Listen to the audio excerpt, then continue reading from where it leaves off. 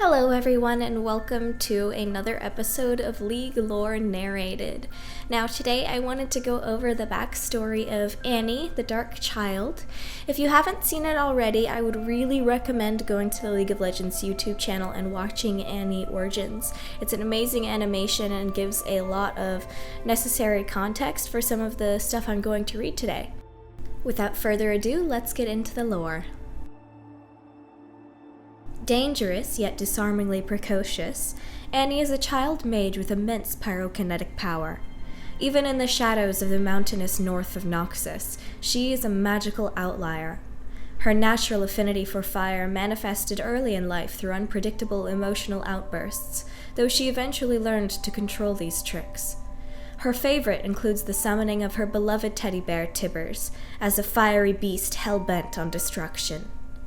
Lost in the perpetual innocence of childhood, Annie wanders the dark forests, always looking for someone to play with. Boram Darkwill's last years on the throne were a time of great uncertainty for Noxus, and many with an aptitude for magic left the capital for the relative peace of more distant provinces. Gregory the Grey and his wife, a witch by the name of Emmeline, preferred to demonstrate their Noxian strength by taming the borderlands, rather than partaking in the political intrigue of the noble houses.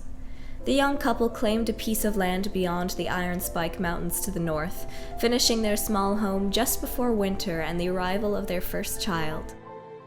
During their journey, other colonists' tales of the great shadow bears that once roamed the territory had captivated Emmeline. Now heavily pregnant, she passed the time sitting near the fireplace, creating a toy version of the protective creatures.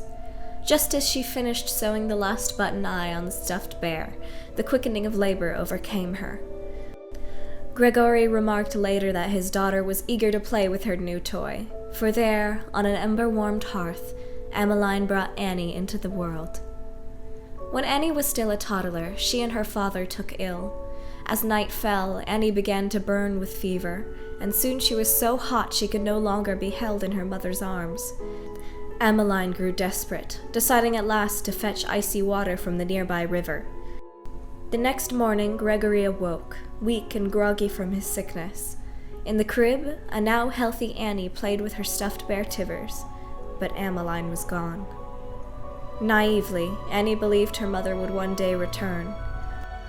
Gregory would often find the girl sitting in her mother's rocking chair near the hearth, hugging Tibbers and staring into a crackling fire, where he was sure there had been nothing but cold ashes. He chalked up these slips of the mind to the burden of parenting a child alone.